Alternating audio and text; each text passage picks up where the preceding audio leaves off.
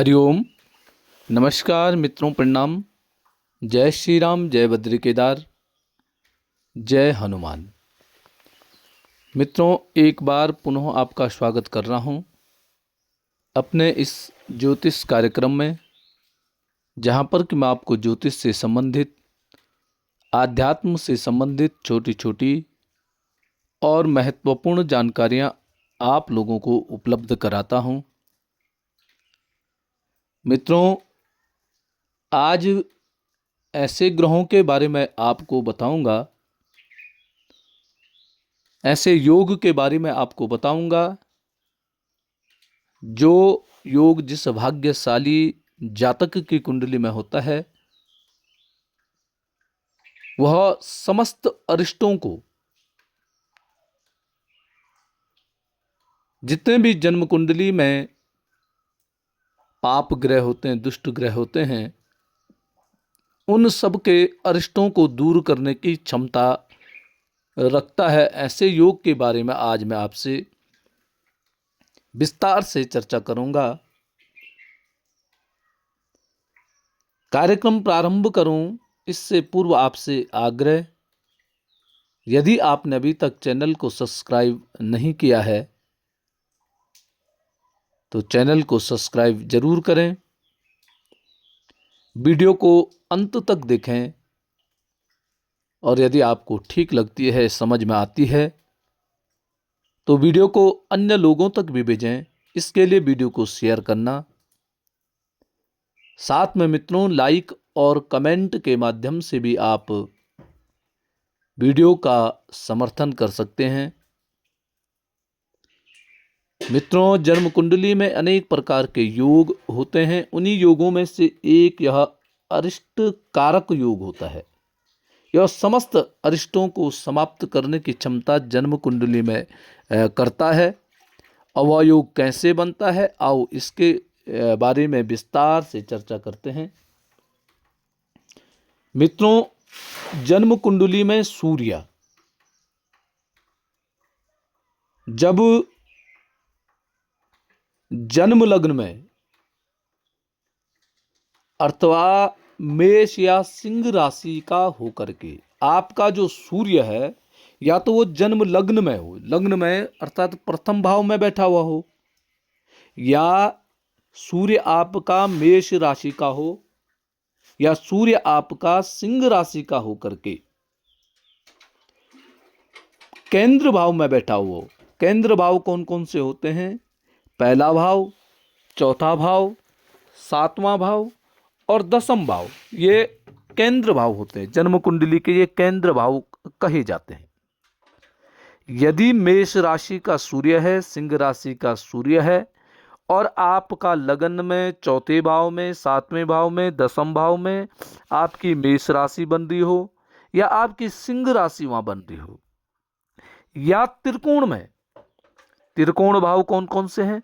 पांचवा भाव और नवम भाव, ये त्रिकोण के भाव हैं।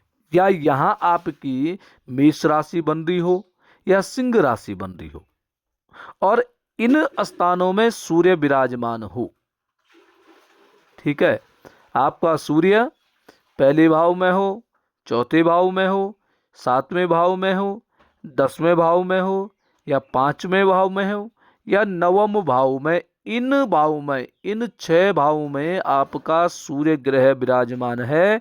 और सूर्य ग्रह होना चाहिए उच्च का सूर्य है, मेष राशि का सूर्य हो या सिंह राशि का सूर्य हो। तो यह जो योग होता है वो अरिष्ट कारक ग्रह योग होता है। या आपका सूर्य जन्म कुंडली के लग्न में बैठा हो, पहले भाव में आपका सूर्य बैठा हुआ हो। और इसके अलावा मित्रों क्या होना चाहिए? साथ में कर्क या वृष राशि का चंद्रमा, चंद्रमा का होना चाहिए, कर्क राशि का हो या वृषभ राशि का चंद्र। तो इसके साथ साथ में क्या होना चाहिए? आपका सूर्य, ठीक है, सूर्य लग्न में भी आपका बैठा हुआ है, या आपका सूर्य मेष राशि का, सिंह राशि का होकर के 1, 4, 7, 10वें भाव में बैठे हैं, लग्न भाव में बैठे हुए हैं, केंद्र भाव में बैठे हुए हैं, या आपका सूर्य त्रिकोण में है, पंचम नवम भाव में बैठा हुआ है, और साथ में क्या होना चाहिए, कर्क या वृषभ राशि का चंद्रमा।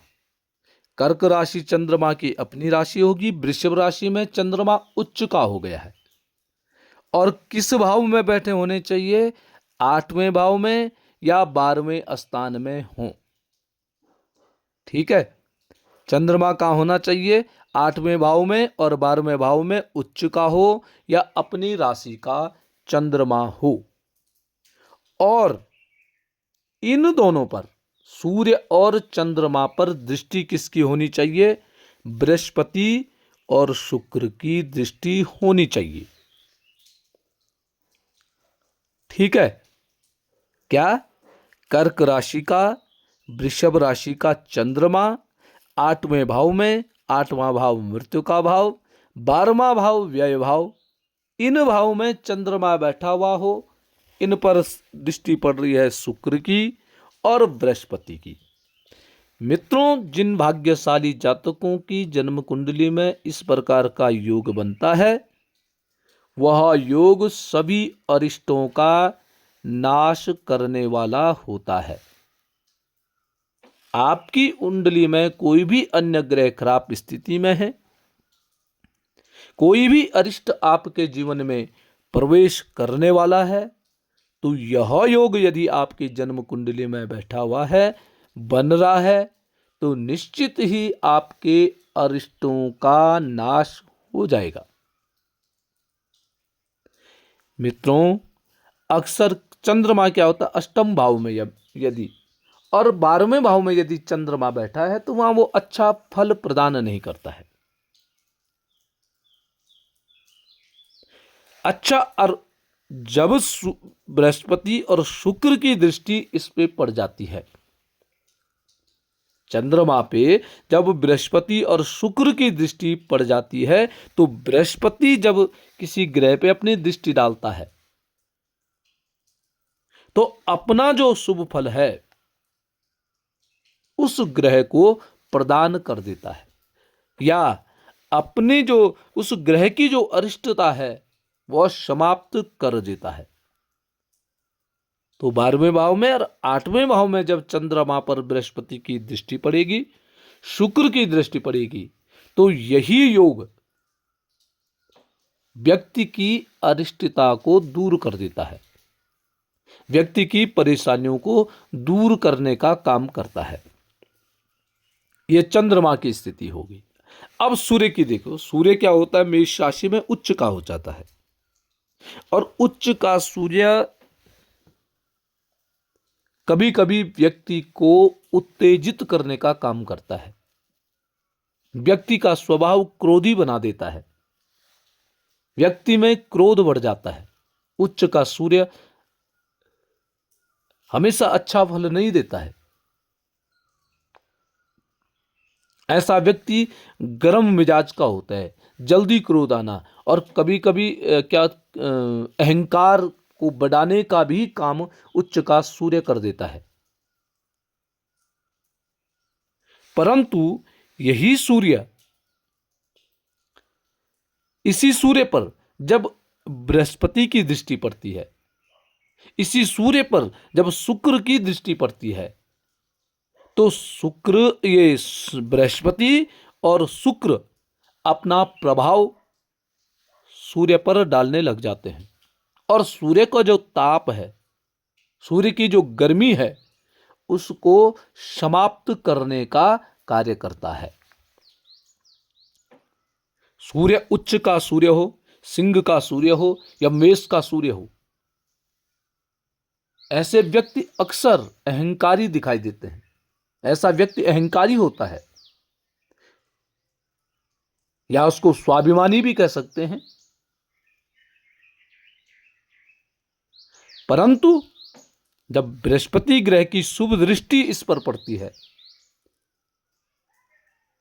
तो यही अहंकार, यही जो स्वाभिमान है, वह शुभ कारक हो जाता है। ये अहंकार को समाप्त करने का काम करता है और बुद्धि को विकसित करने का काम करता है।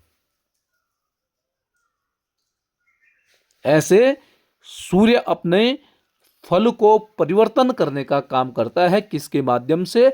बृहस्पति ग्रह के माध्यम से। तो ये योग इस प्रकार से बनता है। केवल अकेले में नहीं, सूर्य को भी स्थिति ठीक होनी चाहिए, चंद्रमा की भी स्थिति ठीक होनी चाहिए। और जब दोनों सूर्य और चंद्रमा, एक आत्मकारक ग्रह है, एक मन का कारक ग्रह है, और ये दोनों मुख्य ग्रह होते हैं जन्म कुंडली के। चंद्रमा भी ठीक होना चाहिए। चंद्रमा बुद्धि को नहीं तो भ्रमित करने का काम करता है। अस्थायी ऐसे व्यक्ति की बुद्धि होती है, स्थिरता नहीं होती है। क्या बोल रहा है, क्या कर रहा है, ऐसी स्थिरता नहीं करने दे जब चंद्रमा यदि खराब स्थिति में है। परंतु जब बृहस्पति इस पे शुभ दृष्टि अपने डालने लग जाता है तो उसकी बुद्धि को स्थिर करने का काम करता है। व्यक्ति शांत हो जाता है, जातक शांत स्वभाव उसका बन जाता है। तो मित्रों, इस प्रकार से किसी का योग है तो ऐसा योग अमर योग इसको कहते हैं। ऐसे व्यक्ति के जीवन में कोई दुर्घटना घटने वाली होती है तो इन दुर्घटनाओं को यह योग बचाने का काम कर देता है, दुर्घटना को आने नहीं देता है। यह योग बृहस्पति और शुक्र के माध्यम से यह शुभ फल देने लग जाता है, ये शुभ योग बन जाता है। तो मित्रों, आज के लिए बस इतना ही। कल पुनः किसी नई जानकारी को लेकर के आपके सामने पुनः प्रस्तुत होऊंगा। आपसे पुनः आग्रह है, वीडियो को स्वयं तो आप देखते ही होंगे, परंतु इसको शेयर भी करना है, अर्थात अन्य लोगों तक भी भेजना है।